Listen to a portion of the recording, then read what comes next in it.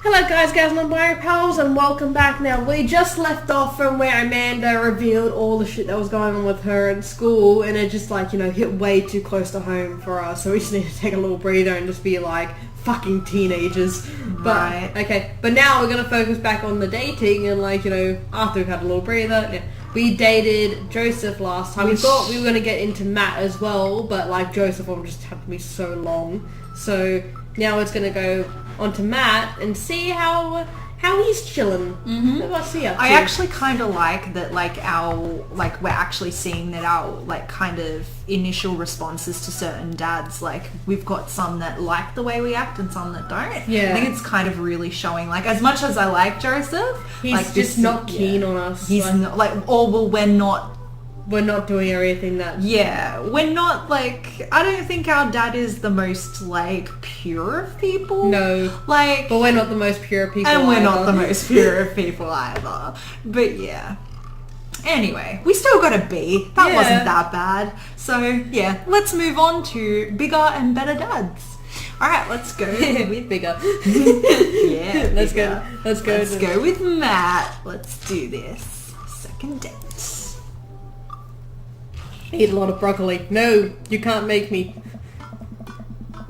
Instead of messaging the guy, why don't I just walk over and grab some coffee? I'm feeling really sluggish today anyway.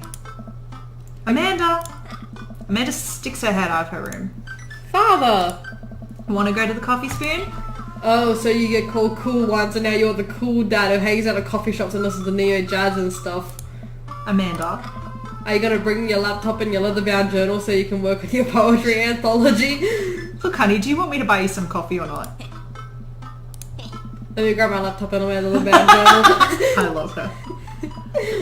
Whoa, I said do it again. Amanda and I make the short walk over to the coffee spoon. The place is quiet today, just a few people hanging out and reading books in the cozy little nooks. I walk up to the counter and see a familiar, pierced face. Hey, you were the dude I yelled about at a bunch the other night. Amanda casts a sideways glance at me. He tried to sell me shirts. And who might you be, miss? This is my daughter, Amanda, the person I am a father to and am very protective of. An honor to make your acquaintance. My name's Pablo. Can I mention that I make witch house music? I wouldn't call witch house music, but okay.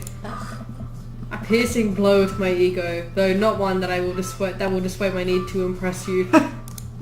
My innate dad sense tingle. I am overwhelmed with a fatherly protective energy. I must do something to protect my child. Reappropriate lines from Taken! Oh my god! Should we do that? Probably. Listen here, Pablo. I have a very specific set of skills to, I can type pretty fast for people my age. If you so much as harm a hair on my daughter's head, I'll be coming for you at a comfortable 80 words per minute after I practice a little. Dad. Kravtiz. Matt comes out from washing dishes in the back room to meet Amanda and I. He and I high-five as fellow cool people do. I see you met my newest employee at your service, although I'm only here until Cross Bacon Vale Cross starts their world tour. When's that? Well, we have to put out a record first. Alright, Pablo, now what do we do with customers again? Right, yes. Pablo clears his throat. Hello, good folk of Maple Bay. Can I interest you in a tasty caffeinated beverage? A smashing pumpkin spice latte, please. Oh, it must be Halloween. A classic. Oh, that's you. A classic. And you? Decaf for cutie. Ooh. No. Decaf for cutie. A decaf for cutie, please. Don't want too much caffeine. Decaf sounds like you're settling. I have a very early bedtime that I just can't miss. Oh, The Sound of Settling is a Death Cab for Cutie song, which was the band this was a pun off. It would sound like... So when I said it sounded like you were settling, I'm gonna stop talking now. Oh, I love Matt. Coming right up. Pablo gets to work making our drinks while Matt observes him. He'll get the hang of it. For as goofy of a dude he is, kid works hard. Hey man, that concert was a lot of fun. We should hang out again. Hell yes! I'm actually going to be done training Pablo in a couple of hours and was going to go record shopping. Want to come along? Absolutely. Pablo brings us our drinks and Amanda buries herself in her laptop. I spend my time sipping my drink and cracking jokes with Matt. Last time we hung out, he told me that he had trouble hanging out with other people, but for some reason he and I can talk and joke like old buds. It's weird. I feel really comfortable around him. Aww. Once Matt feels comfortable leaving Pablo on his own, I say goodbye to Amanda and we start walking to the record store. Have you ever been here before? No, I mean, we have a record player sitting in the living room, but all I have are 2 copies of Frampton Comes Alive. Oh, this should be fun then. We're gonna find you some good stuff. The walls of the store are packed with posters, artwork, stickers and records. A few people mill about, flipping through milk crates of albums. Some indie band is playing through the speakers. It's a nice vibe. So, why do people still buy records? Isn't it kind of outdated at this point? Vinyls are awesome. There's a lot of people who will try to tell you that vinyl sounds warmer or more true to the artist's intent, but really, I just think it's nice to collect records. Exactly, Matt! Thank you. It's nice to collect shit. It's cool that in this day and age we have just about every song ever created available instantaneously on our phones. There's something about holding an album, getting to see the artwork in your hands that I'll always love. It's like books. That's why I try to get as many records that I love in physical form as possible. Remember when we were kids and would have to wait around by the radio with a cassette tape so that we could record our favourite songs? I used to do that. My parents showed me how to do that. My problem was I would press record to record a song, and I would forget it was still recording, so I recorded like about the next 3 or 4 songs that came on. I made each listen really special, and mixtapes are even cooler because of how much work they took. Now you just make a playlist. I think the last time someone gave me a real mixtape was in high school. I look around the multi-level record store and spot some genres. Future wave, jungle, anarcho-punk, nutsploitation. I have no idea where to even start. Nunsploitation. Man, this is a little overwhelming. Here, let me help you find something you might like. If you were a milkshake, what flavour would you be? Cookies and cream! If you could only buy one type of candle scent for the rest of your life, what would it be? It's made vanilla. Power Violence Cherry Blossom. What's your favourite ambient sound? We're like filling out a freaking Cosmo list. Star Trek! What's your favourite dream vacation spot? Inside an active volcano, completely. A new life in the Baltics. Living off the fat of the land in Ibiza or your backyard. I don't know, what should we choose? I like the Baltics. What's your deepest, darkest fear? Oh god. I worry that people are only nice to me because they want something from me. I fear I don't deserve happiness when I never get it. Saying you too as a way that tells you to enjoy your food. I have done that! It is horrible! What if nobody exists but me and I fabricated this universe? The top 2 are actually genuine fears for me. But... Ooh. Yeah. Yeah. Matt thinks for a moment. What? Oh, I know just the thing. Matt runs to the other end of the store and returns holding a record behind his back. He shows it to me. This is Trouble Will Find Me by The National. The National have honed their sad guy sound on album after album, and by this point they're old pros about feeling blue. The music is so amazing that it'll actually cheer you up a bit. Whoa dude, thanks for the recommendation. You're gonna have a great time with it, promise. Matt and I bring our records to the cash register. A young girl with a septum ring and a buzz cut stands behind the counter with one earbud in. The usual stuff today, Matt. Yeah, sounds great. Just some light pickups. Matt places 3 albums on the counter. Swear I'm Good at This by Diet Sig, Forever by Mystery Skulls, and The Greatest Hits by Remo Drive. Tight. The cashier rings Matt up and hands back his albums in a bag. She stares at me suspiciously. Who's the nerd? Hey. That nerd is my buddy Kravtiz. Kravtiz, this beacon of human charm, is Molly. I got kicked out of art school for destroying my paintings at the end of every critique. Lovely to meet you. Anyway, Matt, is the open mic night still on? Ooh.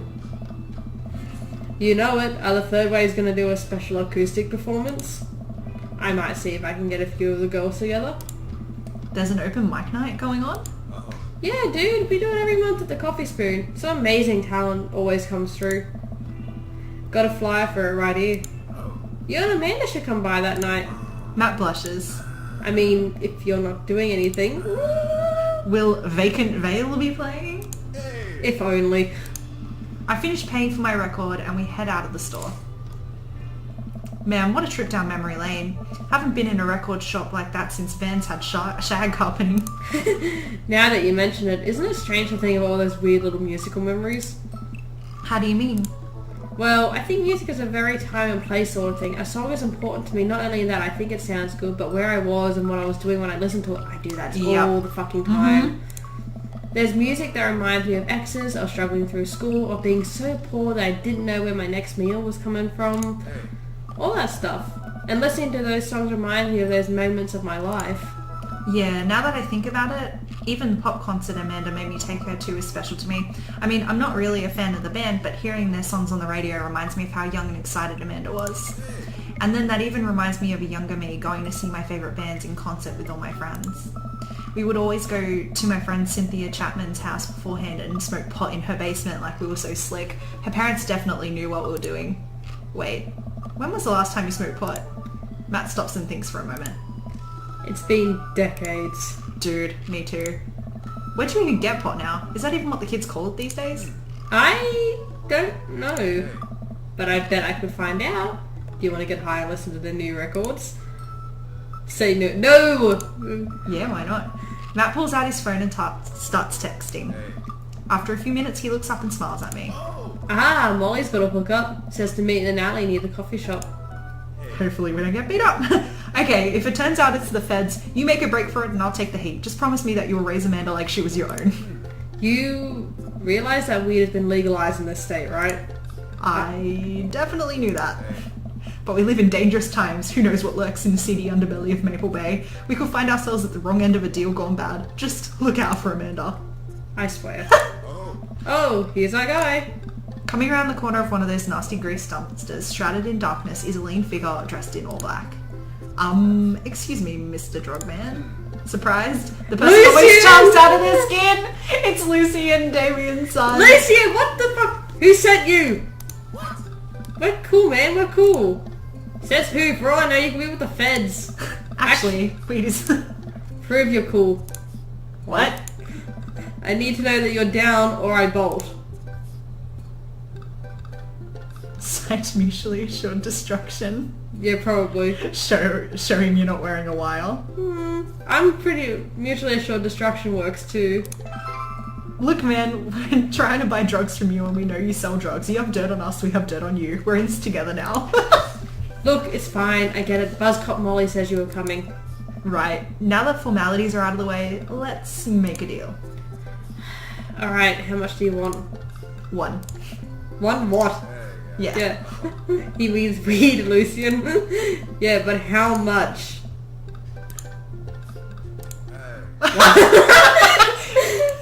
Oh my god, look, here, take this and give me $10. Just don't tell my dad. Let's all forget this ever happened. I won't tell your dad if you don't. Lucian hands me a baggie of something and disappears down the alleyway. I open it and take a deep whiff. Smells like genuine drugs. Yes, sirree. That went smoothly. Just like, yeah, we should get off public property before we smoke They're this. just like, how much? One? Great idea. Let's head back to my place here. Matt and I walk back to our cul-de-sac and stop at a gas station on the way to buy rolling papers and soda. I feel like I'm 16 again. Carmencita's having a sleepover tonight, so that gives us all the time we need to do drugs. Awesome, let's do some drugs. Matt pulls up one of the records out of his bag and puts it on for us. I plop down on a comfy leather couch and look around his place. There are a bunch of band posters and his record collection takes up an entire wall. Whoa, what a collection. Been collecting my whole life. It was nice to finally get them all in one place after being on the road for so much of my life. Had to ask my parents to hold on to them for me. Matt sits down next to me and we lay the marijuana drugs out on the coffee table. Do you want to do the honours? Please, it's your house. If you say so. Matt pulls out some rolling papers and sprinkles some of the beatnik tobacco onto a piece. He starts rolling it back and forth and the paper breaks almost immediately, spilling drugs all over the couch. Never was too great at this.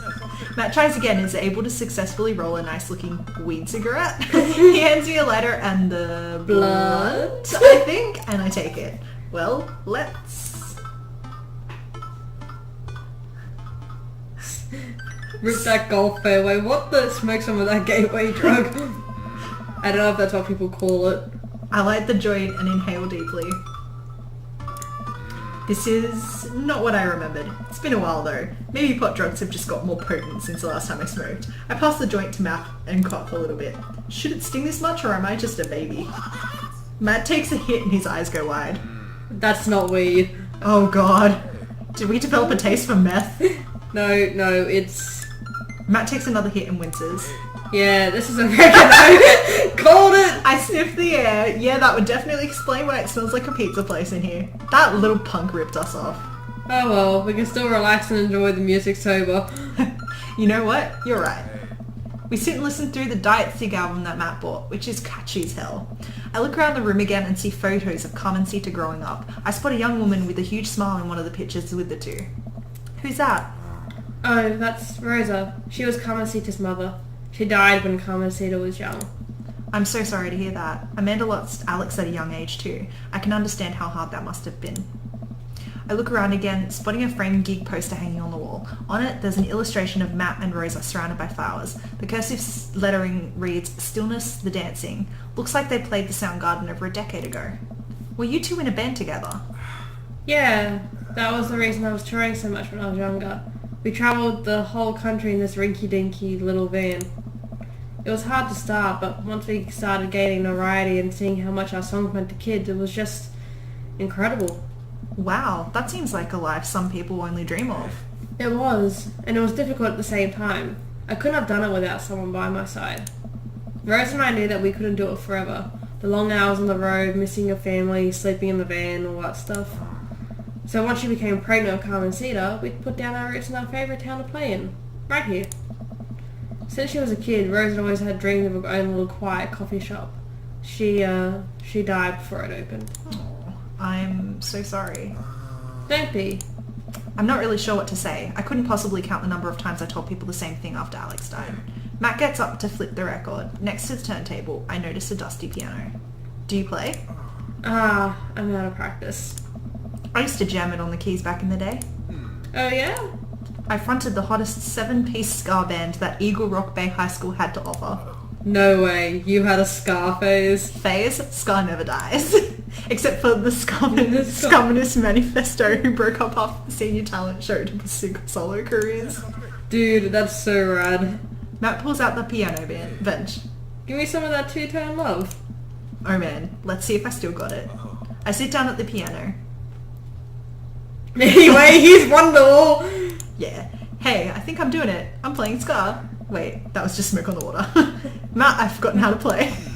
The deep purple is always appreciated nonetheless. Alright, buddy, can you top that? I shouldn't. Oh, come on. No, it's been a long time.